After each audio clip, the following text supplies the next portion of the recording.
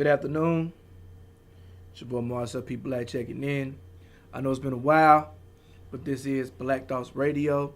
I believe this is episode 11. Um, Today I'm going to talk about I'm going to talk about 5 things that will make your live performance better. 5 things that will make you a better performer. I travel across the country. I facilitate shows, I host shows, I book shows, I rap myself.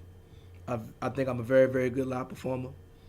And I'm a student of the game and the culture. And I just want to drop off 5 different things that'll help an up-and-coming artist become a better performer, step his game up, you know what I'm saying, I'm on stage. First and foremost, I want to check in. It's been a while. I don't know how long it's been since I dropped the last podcast and vlog, put it up on the website. I've been doing mad blogs, the rap recaps, been doing mad shows. I released a video for Hallelujah from the 7 EP that's been doing very well. Got some pretty good press off of it. Just been on the road real heavy. Probably got about 2 more studio sessions left on my new album. May start working on some other music. Just trying to get pretty much just been planning on getting the album done and ready to turn in by the end of the summer so I can have a fall release or whatever. So that's kind of been my focus and my goal. And, trying to get this money, of course, selling merch and things like that. But that's where I've been. That's the reason why I haven't been doing it. I mean, I had a lofty goal before I started traveling a lot of trying to do a podcast every week, and I got away from it. But, hey, man, I'm here now, and that's the most important thing. All right, so number 1, I want to talk about why being a good performer is important for up-and-coming artists. Number 1, your reputation. Like your reputation as a good performer, is so important. Especially if you're trying to get booked for shows. Plain and simple. A lot of people have, they might know somebody who got a homeboy who throws shows, or you might know somebody who work at a venue, or such and such, whatever. And that's cool, to hook up, run in. But once you're an established, really good performer, the word is going to spread on its own.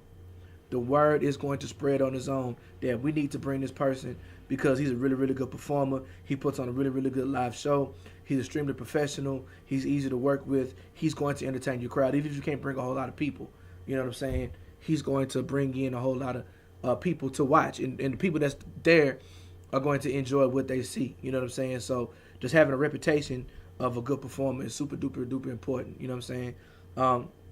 Resume. So once you have this reputation for killing shows and bringing people and entertaining people crowds, you know what I'm saying, you can build your resume by being able to do different type of shows. So first, you might start off doing open mics. Boom. You might start doing showcase.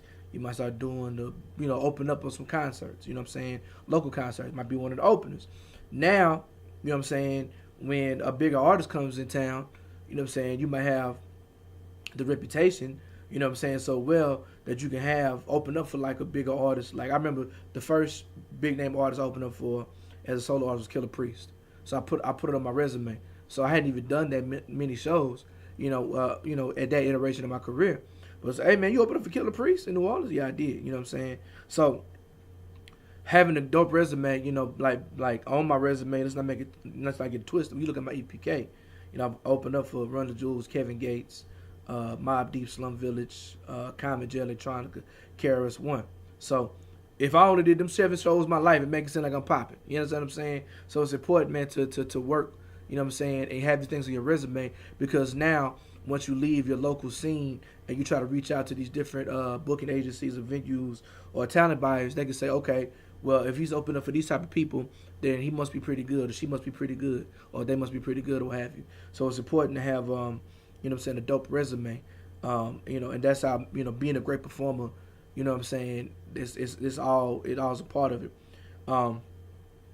This all kind of ties in together, promotion and buzz building. So like I said, promotion, let me tell you, and this is for me, my particular path and journey has everything revolves around the live show. The last 2 projects, I released them. I didn't do a big, huge promotion thing. Excuse me. I didn't do a big, huge promotional thing because I knew I was about to go on the road. For instance, in a year's time, the 7 EP saw 25 different states, and I don't know how many different cities. Since I dropped For the Culture on March 22nd, and I've already been to 10 different states, and I don't know how many different cities. You know what I'm saying? So, so I'm using my performance as my platform to get in front of my fans face to face, sell the merchandise, take pictures with them, have them sign the email list, have them buy the music and things of that nature. You know what I'm saying? And so my live show is the key, is the battery that kind of keeps me going or whatever. You know what I'm saying? And my direct connection with my fan base. As well as different artists, promoters. Like talking to somebody on Facebook Messenger is one thing, but actually being able to pull up and slap dap and really talk turkey is something completely different. And as much as I'm on Facebook talking to several different people, nothing has been more transformative than my reputation, my resume, you know what I'm saying, and the way I've been able to promote myself and my art and whatever I got going on in person, you know what I'm saying. So being a great performer, you know what I'm saying, like I said, like you have a person like Michael Armstead, when you see, Michael Armstead is on the bill, you're gonna pull up because he's gonna put on a really, really, really great show, and he's open. He's went on tour with Jay Electronica. You know what I'm saying? And so when he drops a tennis shoe, when he drops a new album, you know what I'm saying, you're gonna want to check it out because he's a dope performer and you've heard and seen and experienced his music live or what have you. It's a great buzz builder. You know what I'm saying? So if you get this reputation of, you ripping shows, you killing it, and you making connections with people, you know what I'm saying? You promoting yourself, and it's going to make other people want to come work with you. It's going to make other facilitators, other artists, other DJs, other venues want to book you. You know what I'm saying? It's going to make people be interested. I heard this song, it was so cold. I can't wait till his album drops so I can watch it live or whatever. It's going to be a whole lot of that or what have you. And selling merchandise, man. The last two projects I have not put in stores, but I have, just out the trunk, I average damn near 2,000 CDs each copy. And you can say that's not a lot compared to, major label person, but person who's pressing, distributing the music myself. It costs $1.10 per CD. You sell 2,000 of the things for $10. Yes, just do the math. You know what I'm saying? So, it adds up. And selling merchandise, I'm gonna do a whole thing on the importance of selling merchandise. It's so important. So, there's a difference between me going online and me saying, hey, yo, buy this t-shirt. And then you see me rock a crowd. You see me body this crowd. You got to have something when you leave. You got to have a CD. Man, he did this song that's not on none of the CDs he's selling. So I got to go buy the USB to get, a song like Henry Clay. You know what I'm saying? Like, he killed it. He got the real MCs don't rap over vocal shirts. I got to get me one because he's a real MC. He did not rap over vocals. And, I support what he's doing because, whatever. So, merch sales are super duper important.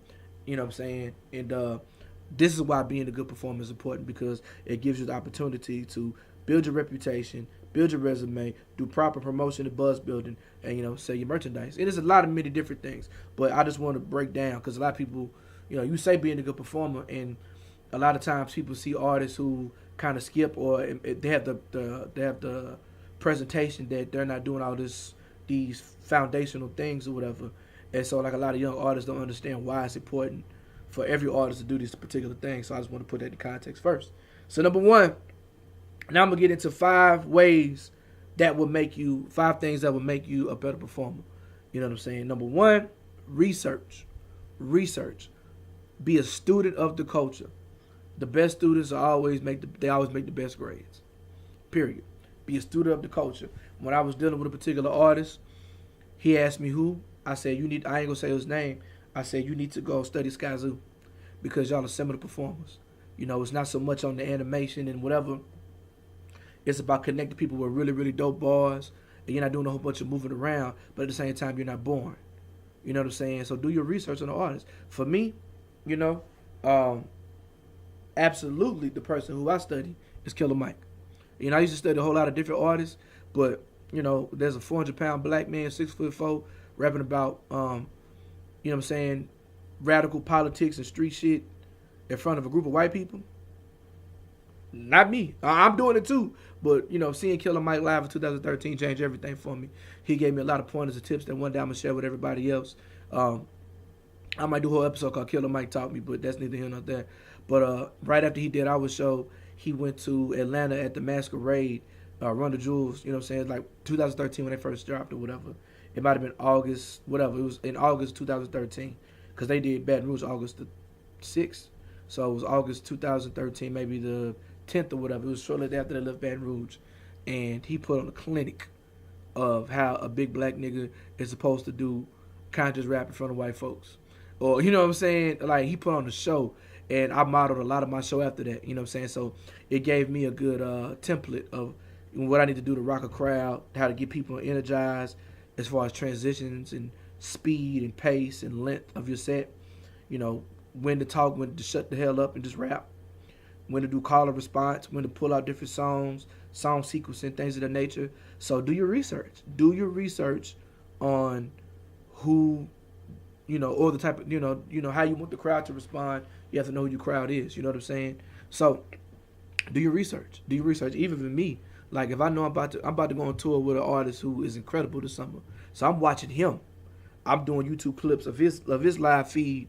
His live shows, and I want to be able to compete on that level. I'm not trying to do what he is doing, but I want to know I do want to know what he's doing.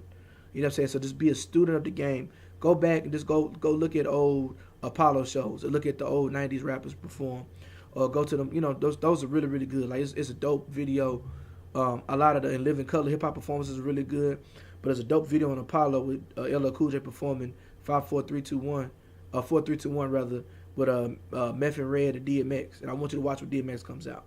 You know what I'm saying? Watch, if you have a DJ, look how, these different artists, go watch an old Gangstar show, and watch how Primo and Guru worked off of each other. Like, do research on the craft, you know what I'm saying? There's a lot of things that you might not be able to apply, but knowing how to do them and knowing what these different things are will only make you a better artist on stage, a better performer, rather. Number 4, rehearse. Rehearse, rehearse, rehearse. I see this all the time. I see young artists, they go record something on a Saturday, we do fade to flows, they perform it for the first time, and it's trash. Or, you know what I'm saying? Or they don't know the words to their songs. It's important to rehearse, for one. Knowing your lyrics, right? And the thing about, so knowing your lyrics, let's say you do know your lyrics. The way you perform in the studio, when you like recording your stuff, and then when you perform is different because 9 times out of 10, you're giving a whole lot more energy. You know what I'm saying? And, excuse me. One day I'm going to edit that out, but I'm not today, so I'm sorry. You got to give a whole lot more energy. Ironically, when I say energy, I yawn, right? But, you're giving a whole lot more energy during the live show. So your breathing is going to be different. You're using a whole lot more breath. And you might have different breath pause points in your live show, as on the exact same song as you would, you know what I'm saying, if you were doing, while you're recording in the booth. It ain't no punching in live. So you need to master your breath control. You need to know the words. You need to understand. You need to rehearse how you're going to transition from each song to each song. If you want to do acapella, you need to know where to put the acapella. You need to rehearse so your show flows. Like for me, I always start off aggressive. I go hip hop. I have some fun. I go political, and I go church every single time.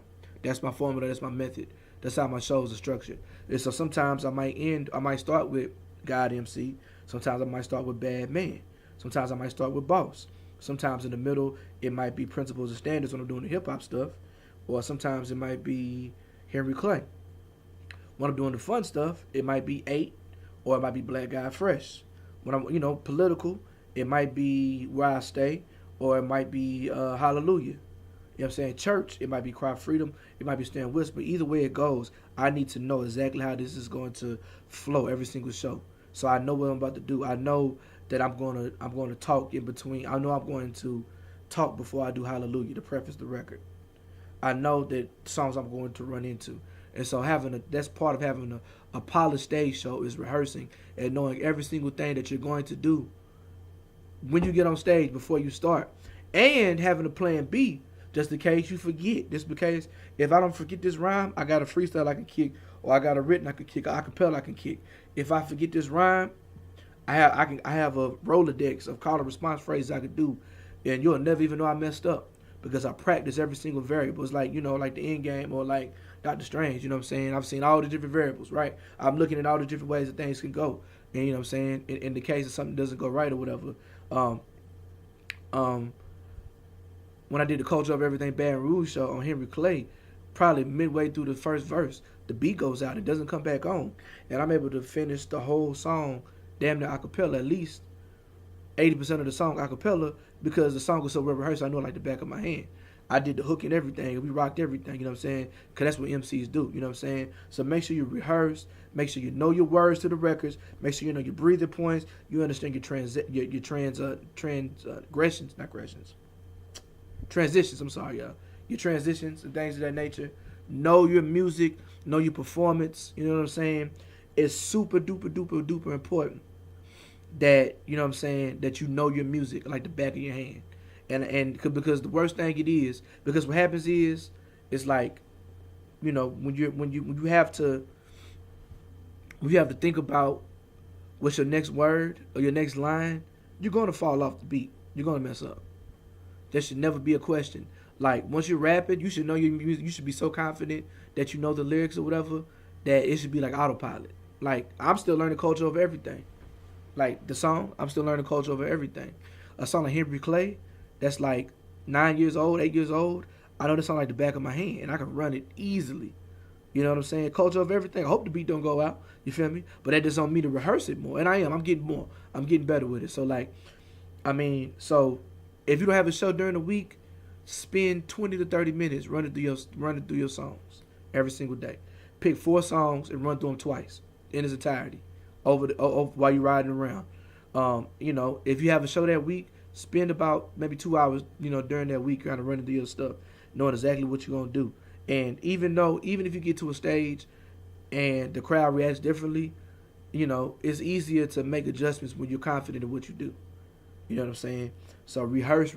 I can't stress that enough. Number 3, exercise/diet. Y'all can look at my face and see how much weight I've lost. Y'all can look on my Instagram, my Facebook, my Twitter. I put training to be the best rapper. So not only am I trying to get this bloody sugar, you know what I'm saying, the sugary blood rather out my body, like I'm trying to be the best rapper I possibly can be. And exercising has helped me get there. You know, I've always been a good rapper. I've never rapped over vocals. Maybe once when I first left my label. I did it for one song my whole life. I rapped over vocals when I was 22 years old. You know what I'm saying? That was the last time I rapped over vocals. Even when I wasn't in good rapping shape, I didn't have to use any crutches because I had muscle memory in terms of my lungs and my wind capacity to rock. And so y'all saw me for a lot of years just standing still at the microphone. I could rock a whole crowd without moving. Now I can do that and I can move around. I can't jump yet because my knees is bad, but I can move around and rock a crowd and do a whole lot more vocally. I could do a lot more singing and all the growling and grunting I do or whatever. And I mean that's another thing too. When you're winded, it's hard to remember some of the words because you're thinking like, man, I ain't about to make this breath. And so now you're trying to catch your breath, and your words come out kind of stumbled or come out kind of fumbled or whatever. So it's important that you do some exercise. For me, I suggest, especially for us big boys, elliptical. I do 30 minutes a week. I try to average about 8.15 miles a week. So I run 90 minutes a week, rather 3 times a week, 90 minutes, and I try to stay between 8 miles and like 8.15 miles or whatever. And that's it. I put on a mix. I run for 30 minutes, and I'm good. And that's been so transformative. Don't let me start doing other type of workouts and lifting weights or whatever, you know what I'm saying? But I can tell you being 50 pounds light on the stage has made a tremendous difference in my live show. And it's giving me the confidence. It's giving me the clarity. You know, it's super duper important. This also goes with diet, you know what I'm saying? So, especially when you're on the road, don't go eat no chicken wings. Don't go eat no triple cheeseburger. Don't go eat no cheese fries or chili cheese dog. Like, man, eat light as you possibly can. If you gotta eat meat, try to eat you some grilled chicken, eat you some turkey breast, eat you some fish, something that's light. Eat salads. Drink crazy water. Drink mad water. Don't drink a whole lot of. Don't drink. You know, I used to drink a Red Bull. I might get a sugar-free Red Bull every now and then. But for the most part, you know what I'm saying, I try to drink mad water because for me, especially being a diabetic and being a big dude, I get up there, I start sweating, I get dehydrated real easy. As much water as I drink, I get dehydrated easy and I start cramping or whatever. Drink mad water because you're going to sweat. You're going to sweat like you've been playing 21 games of 21 when you're rapping because you're pouring your heart and soul out and your pores are wide open and the water coming out too. So make sure you drink a lot of water. Don't eat nothing too healthy. You don't eat nothing because you're gonna need your win. So don't try to eat nothing that's crazy on your body, and your stomach is all full. You can't get all the wind that you need to get. You don't want to have lead butt. You can't move around and things of that nature. Try to eat light. Try to eat healthier. I don't suggest a whole bunch of sugar because you get that sugar rush, and when that sugar rush comes down, you know what I'm saying? Like, just drink water. Try to eat light. Maybe just a fruit. Maybe you get you an energy bar, things of that nature. But for the most part, artificial sugars and heavy food, heavy starches, a lot of greasy stuff, cheese. You know, I love cheeseburgers and chicken wings and cheese fries. You know what I'm saying? But I can't eat it, and I can see the difference. It's so much better for me. So making sure that you're working out, making sure that you're keeping your body shape. It's like when you play basketball. You ran laps to keep your wind up, to keep everything in shape. You know what I'm saying? So number 4, things that'll make you a better performer, sobriety. I remember, you know, booking these shows, and I'd have booked the artists, I'd have booked the hotels, I'd have booked the venues. I got to worry about the door. I'm managing the show. I'd have made the flyer, trying to sell my merch. I'm doing everything myself. And now I still want to be one of the best rappers in the building, or if not the best rapper in the building. And my nerves are bad, so I go take a couple shots. I drink a Long Island, take a couple shots, and those are some of the worst performances I ever did at the Spanish Moon. It's on film. It's like, it's one show I want to say. I can't remember. It might have been with the show with JB and 730 and Gensudine and Ill Relatives. I did like a long ass set, and I was drunk the first half of my set, and you can tell my wind was bad, like my movements was off, my words were slurred, forgetting some of the words, you know. And I'm trying to say hard as hell to compete because, you know, I look up to JB, you know, especially him being from Oklahoma. You know, I look up to 730 and Gensudine, you know. Your relatives will kick your ass. It don't matter how old they are, how old, young they are. They'll kick your ass on the stage. They veterans, and they G's at this shit. You know, my mentor, Truth Universals, that I'm trying to impress the crowd, because these are the people I'm trying to get the type of respect they got. And I look back on this shit, and I didn't do it because I was drunk. So a lot of people, you know, their nerves get bad. They don't get whopped. They don't get way too drunk. Big Low just talked about it in his podcast, too. Shout out to Big Low and Ill Coffee. He talked about some of these things on his podcast. Y'all be sure to check them out. You know what I'm saying? Check out Quan Star. He has a really good podcast as well. I can't remember off the top of my head, but it's a lot of free game, really good information that you need to check out from them brothers.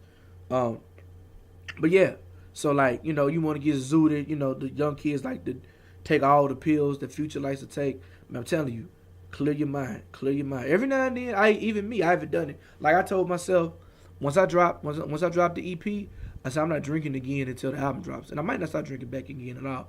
I'm enjoying being sober, being in the moment. I'm saving money. By not drinking.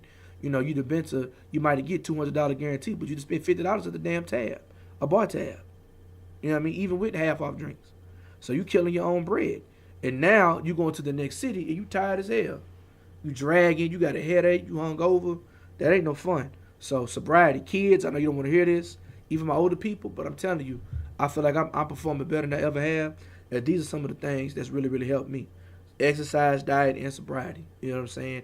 Helps you keep the weight off, helps you move better, helps you be sharp. You know what I'm saying? You trying to sell merch at the end of the night and you drunk, so you accidentally hitting the wrong button.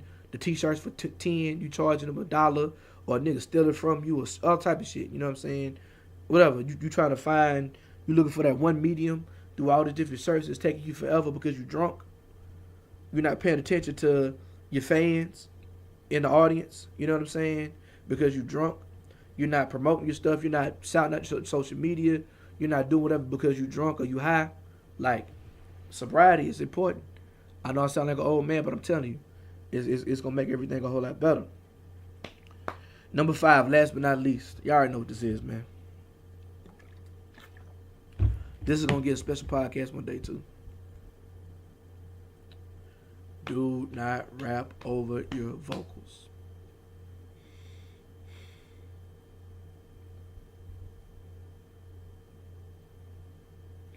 Do not rap over your vocals. I see a lot of talented artists with bops, with hard down bops, who, if they didn't rap over their vocals, it would sound a whole lot better. Now listen, I understand this. It's nuanced. If you're rapping that Shenanigans or Bella Noche, they don't care if you rap over vocals or not. They don't. If you're doing mumble rap, where it's not even where niggas don't really be rapping, it's just a hubba da hubba da hubba da hey, hubba da hubba da hubba da hey. I understand why you want to do that. I get that. I understand why people rap over vocals. But imagine if you can go to Bella Noche and kick them hard ass bars with no vocals. People are going to be more impressed, even if they don't care if you do it or not. If you can get the crowd just as lit rather. If you can get the crowd just as lit on like by rapping that shit without it, you're going to look more professional, more seasoned. You're going to get more love than somebody who's just, you see niggas now, they like they ain't even on the microphone. Like, do not rap over your vocals. If you on some hip hop shit, like a lot of them dudes who do club hits, I ain't saying they can't rap, but they don't care about being MCs. They don't care. They just want to get lit, get some money, or look the part. So that's that or whatever. Whatever. You gonna do what you gonna do. But if you call yourself an MC and you claim that you want to be a part of hip hop culture, absolutely not, my nigga. I don't care how big you get. Jay-Z don't do it. You shouldn't do it either. I don't care if 21 Savage do it. I don't care if DaBaby do it. I don't care if J. Cole do it. Jay-Z don't do it. Do not do it. You should have been to research what a good performance look like. You should have been to rehearse your shit so you know like the back of your hand. So even if you fuck up, you can play it off. You can do a cappella. You can do a freestyle. You can do a call and response. You know what I'm saying? You're not tired. You don't need to rap over your vocals because you didn't ate right. You sober and you exercise. And I can tell you, man, it used to be about a 20-minute mark. I get tired. I can go 45 minutes now without getting tired. And that's because of that damn elliptical 3 times a week. You understand what I'm saying? There's absolutely no reason for you to rap over vocals if you claim to be an MC. You didn't rap over vocals when you recorded the shit. A lot of y'all niggas be punching in every 4 bars. So you probably ain't never rap your verse all the way through. I'm an MC. I'm an MC's MC. I hate when Fifth Child make me punch in. But sometimes it's just quicker. Sometimes you feel like it sounds better that way. It's super duper important that you do not rap over vocals. You already know. If you're at a Marcel P. Black show and you call yourself an MC, at Fade the Flow, it's in the damn agreement. If you rap over vocals, we're gonna cut the record off. We'll give you an opportunity to kick your acapella or maybe go to the next song. If you can't or choose not to, we're going to the next artist. We do hip hop. This is hip hop. Something I understand. We trying to get money. We trying to get the bag. Blah blah this. Blah blah that or whatever. But we gotta have some type of standards. It's still a culture. It's still an art form. It's still a craft. Because a lot of y'all niggas who be saying this shit don't get no money no way. Plain and simple. You're not even getting no money. So you might as well be good at what you do. And you have no, like, man, I wish you go to some of the places I go where the audience is like super duper hip hop and they're mostly white. Man, they will fucking walk out the fucking venue if you start rapping over vocals. Do not do it. Now listen, if you got a hook on your track, that's fine. Dubs. If you got dubs like certain lines, like stabs, that's okay too. Ad-libs, that's okay. But if you're rapping over like the studio version, the retail version, like you literally pulled the CD out your car, they gave it to the DJ, and he's like rapping over the CD, don't do it. That's whack. Don't do it. Take pride in your craft as an MC. Take pride in your craft as a performer. Take pride as a participant or somebody who engages the culture of hip-hop to be the best MC possible. If you want to rap fast, you need to rehearse, you need to exercise, research how Twister does it, and you need to practice to the point to where you can rap fast flawlessly without rapping over vocals.